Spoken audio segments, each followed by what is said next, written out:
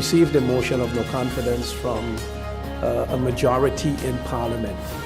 What did this government do and what did this Prime Minister do? We immediately, that same day, tendered our resignation, making our positions available to the governor. Why do I say this?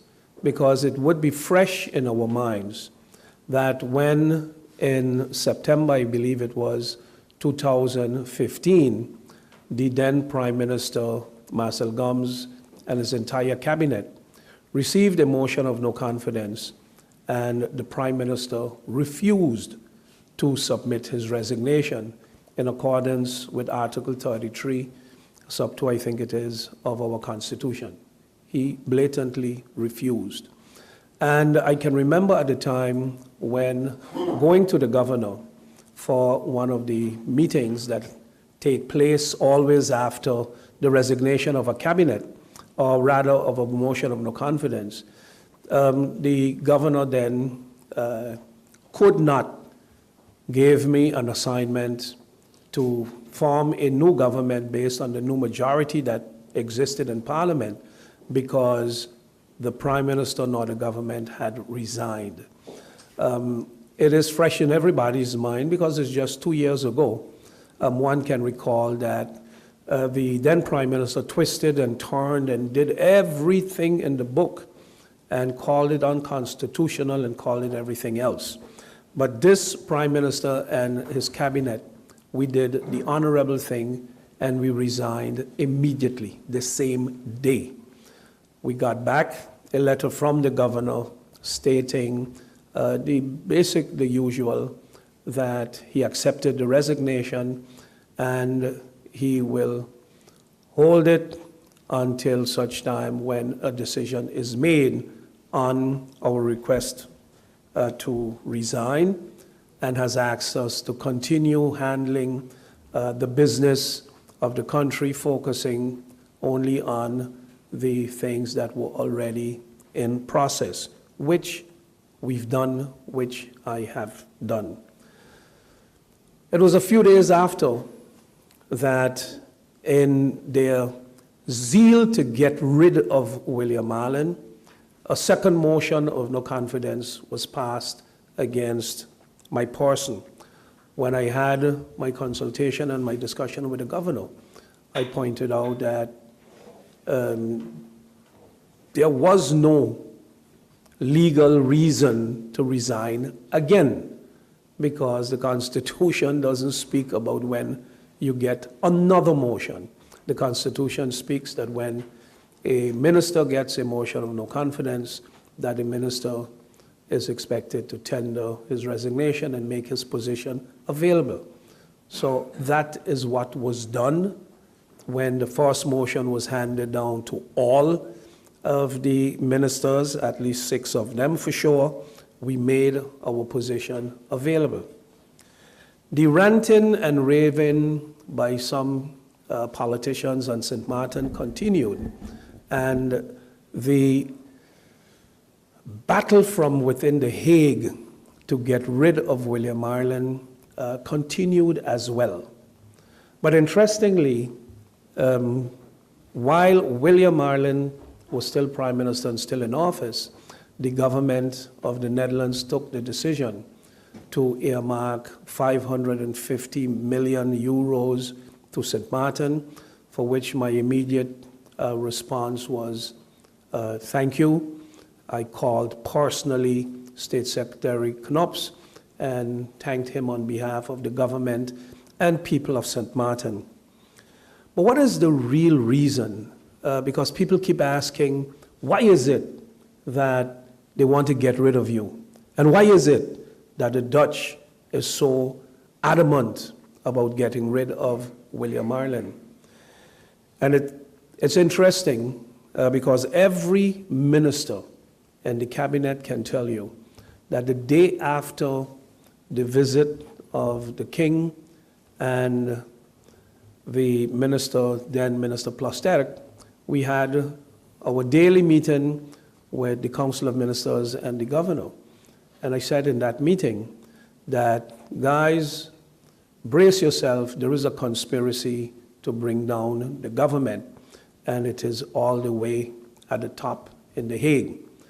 And the response from several members was, well, why would you say that? I said, well, it is clear.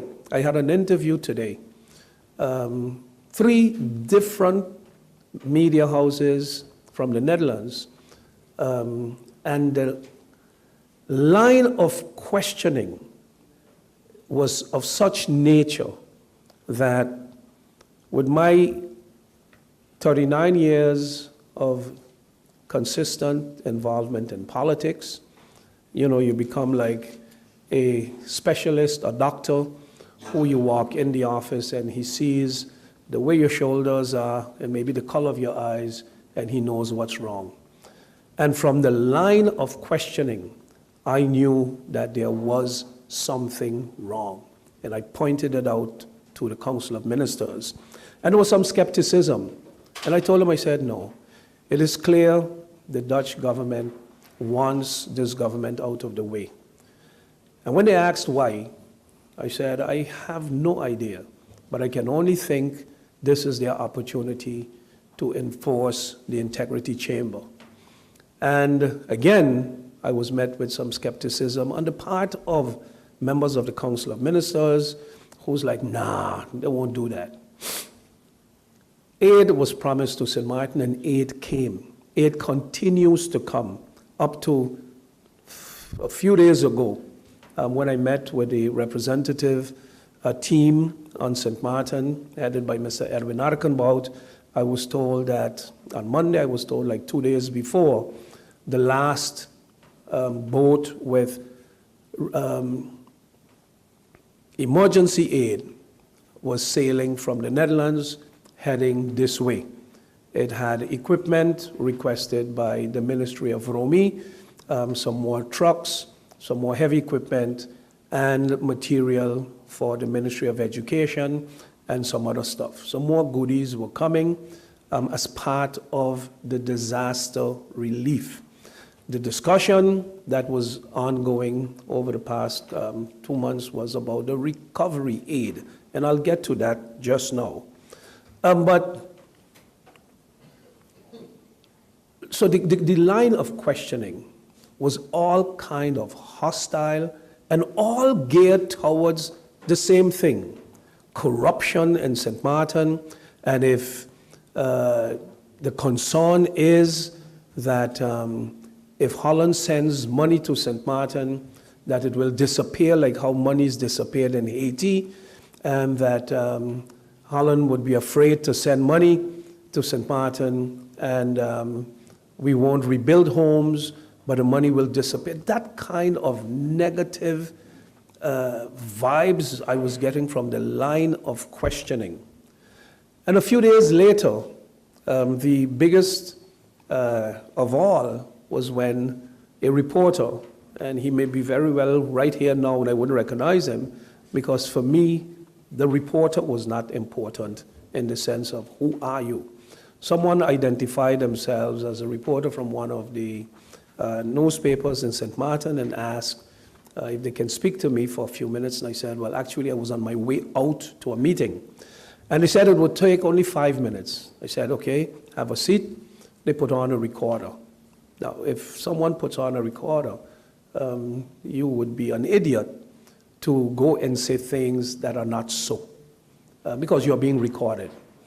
And the interview was a pleasant one. But one of the interesting things is, towards the end of the interview, the reporter then said, you're being accused of not enforcing the curfew in time, and that is why St. Martin was looted dry. And you're being held responsible for that. They're accusing you of that. I said, absolutely not. That is not true. And I said, actually, he said, so what went wrong? I said, well, it is not true because we had requested military assistance from the Netherlands. We requested military assistance before the hurricane. And actually, days before the hurricane, we had 150 Marines stationed on St. Martin. In the EOC meeting leading up to the arrival of the hurricane, just the day before, we had the meeting in which the military, the commander for the military was present. The police chief, also a member of the AOC, was present. All the AOC members were present. And we had agreed we will enforce the curfew starting 8 p.m. the day before. Later in the afternoon, or in the course of the day rather, not late in the afternoon, later in the course of the morning, when we realized that the weather reports we were getting indicated that the hurricane was actually not drifting away, but drifting more towards St. Martin, we then decided to enforce the curfew at 6 in the afternoon rather than at 8 the night. Everybody was aware, including the military. And who has to enforce the curfew? The military would be assisting the police. So the police is in charge of these stuff, and the military would assist. Do we need a state of emergency for the military to help enforce a curfew? Absolutely not. We do not.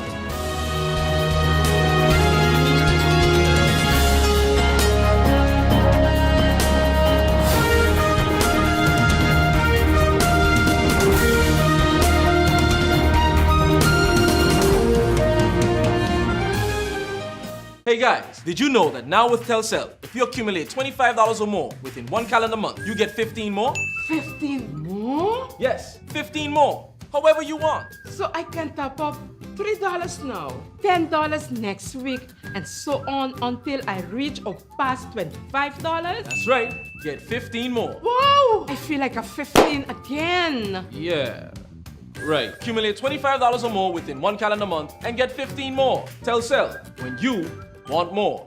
GEBE has been faithfully serving the communities of St. Martin, powering your home and our economy.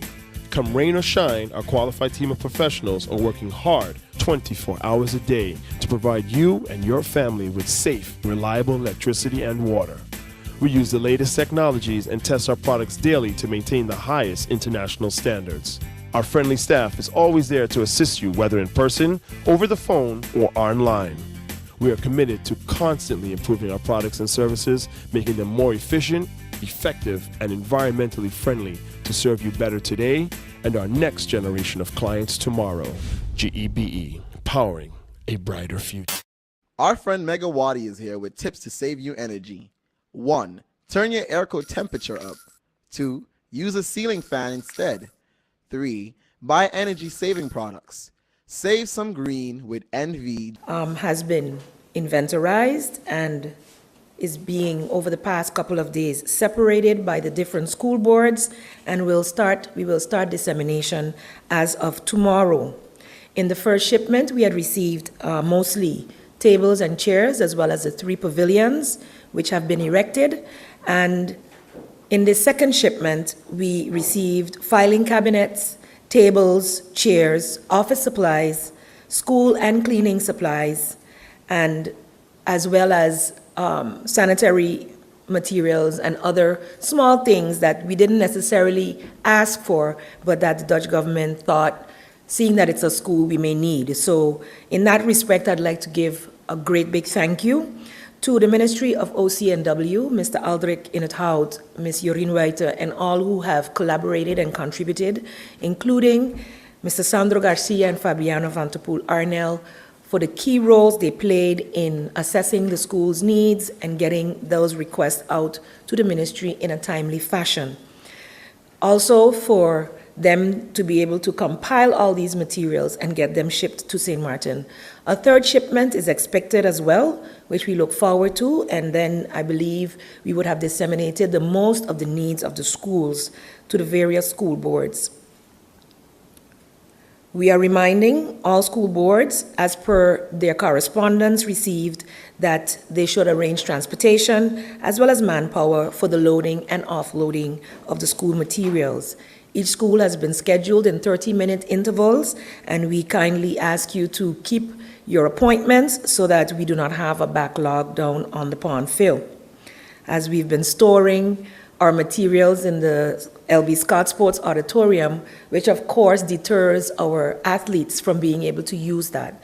So hopefully by tomorrow, we'll be able to finalize that distribution and be able to clear out the auditorium so that it can be used, cleaned and then used as it has been intended. Also, in terms of relief aid received, several St. Martiners who are outside of St. Martin have contacted the ministry, especially a very persistent gentleman, a well-known athlete, baseball player, Mr. Raphael Skeet.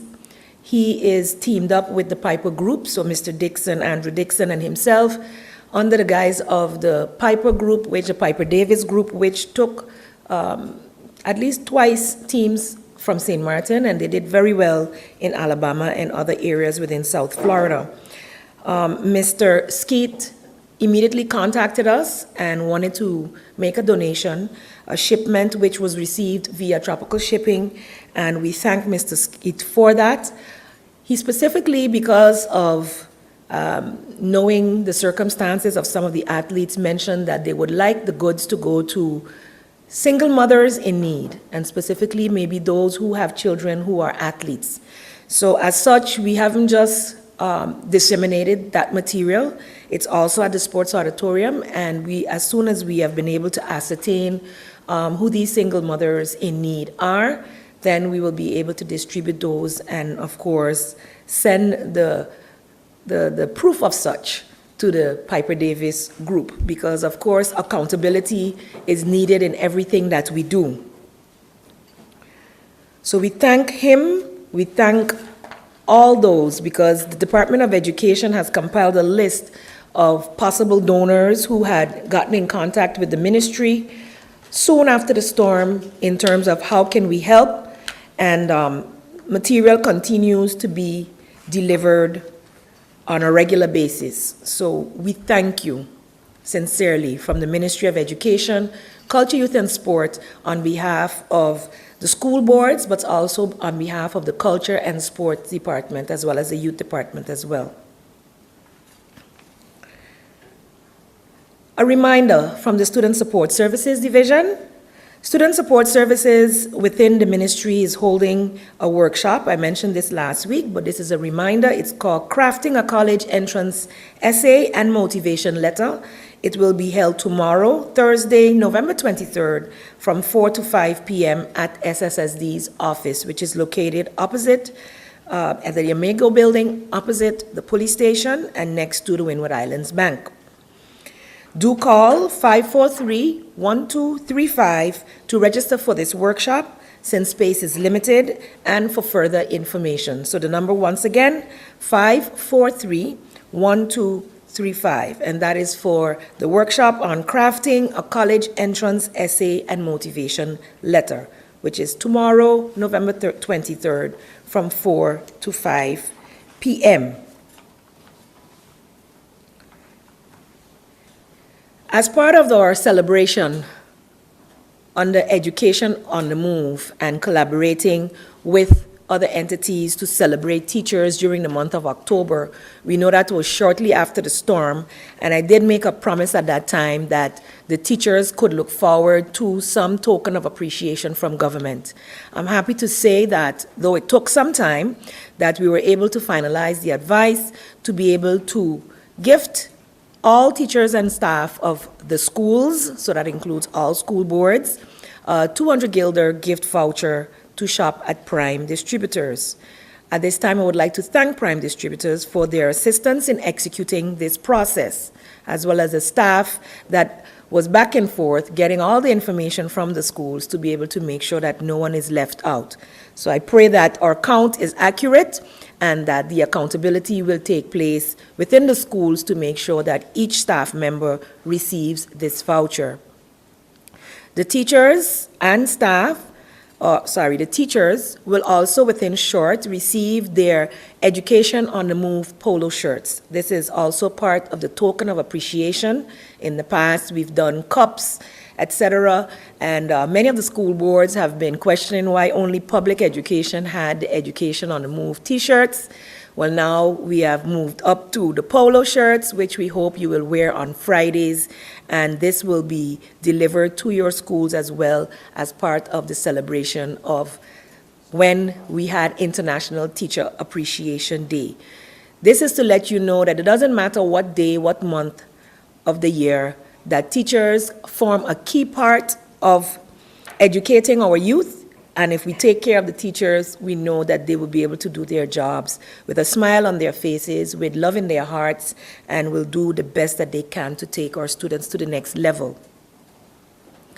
A reminder also that the care assessments that had been done were meant to gauge how the teachers were doing right after the storm.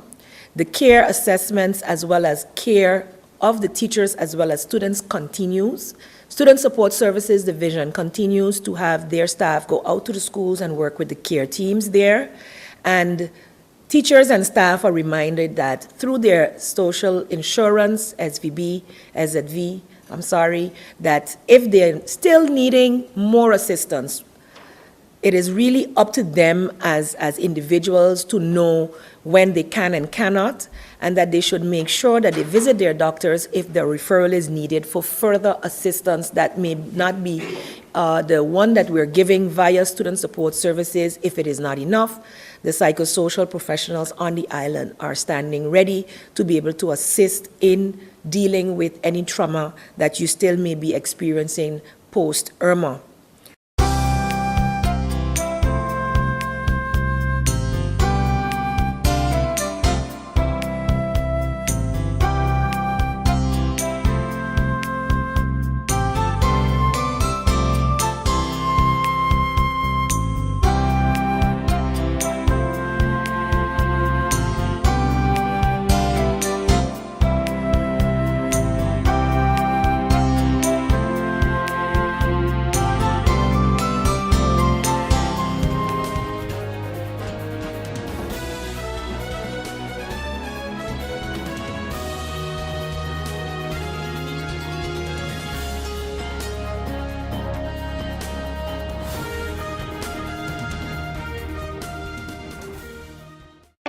People all across St. Martin are switching to a more rewarding experience. The WIB MasterCard Fun Miles credit card, better known as My Card. Earn 1 fun mile for every $2 spent, even abroad and online. This will quickly get you a ton of fun miles to redeem for travel, shopping, food, fuel, and much more. But there's more to My Card. Worldwide acceptance, an EMV chip for extra security, and 250 free fun miles with first use. Switch to My Card today at WIB. Fun miles, from within your reach. Hey guys, did you know that now with Telcel, if you accumulate $25 or more within 1 calendar month, you get 15 more? 15 more? Yes, 15 more. However you want. So I can top up $3 now, $10 next week, and so on until I reach or pass $25? That's right. Get 15 more. Wow! I feel like a 15 again. Yeah. Right. Accumulate $25 or more within 1 calendar month and get 15 more. Telcel, when you want more. It's been said that behind every door, possibility awaits.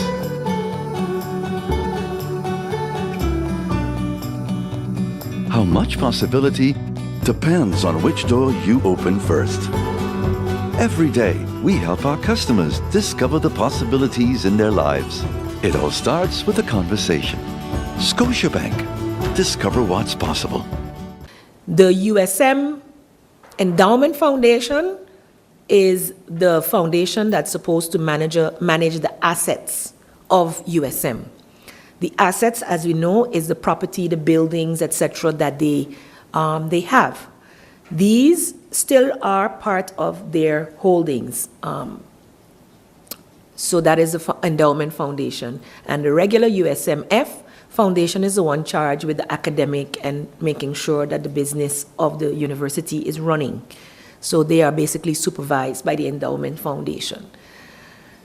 They have managers, they have directors, they have a dean, and they have staff that work in the office, as well as instructors that they hire. The government of St. Martin's subsidy to USM at this point is 850,000 guilders per year, divided by 12 or minus 10% and divided by 12, and is disseminated monthly in the amount of 63,750 guilders. This fund, this amount, was granted specifically to cover the teacher education program half, 425, and the other half for the operational costs of the rest of the university. So in essence, the funds that they receive are supposed to cover their overhead, as well as the teacher education program. And that's how it stands at this point. So for us, even in the past few months, not being up and running and not carrying out their school program, where are the funds, what are the funds being used for? I guess back debts and the rest of it, but we are very, very concerned about the financial management at USM, and that is why it is very, very difficult for us to just hand over another pot of money and hope that it goes well. Many suggestions were made in Parliament as to take over, just jump in and take over, but they are an independent foundation. It's not a government-owned, you understand? So that will be the next challenge for the mid and long term as we move forward. But as we stand now, all our schools are back in operation. The daycare centers were assessed. 1 or 2, I don't remember the exact number. That report is available that we can send out in terms of what was destroyed.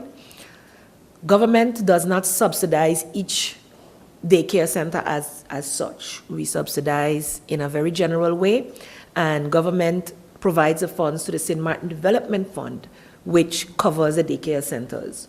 So many of those, I believe 75 to 80% of those are also reopened, and under strict regulation, the Inspectorate of Health, Hygiene, and Education go in and make sure, as well as VROMI, that the buildings are safe for the children, etc. So those are just subsidized. Early daycare centers are not yet part of the law in terms of you have to attend a daycare. So far, it's only from 4 to 18, which is kindergarten to high school, that is mandated by the law and for which government is directly responsible. But we do see the importance of the daycare centers, especially in our society, where we have a working force of most mothers especially working. We don't have a society where we can fund mothers to be able to stay home and be 100% parents. So we believe as a government that funding daycare centers is something that is on our plan for Makeys to actually increase and improve, but of course it will require a change within the laws as well, which the ministry is working on.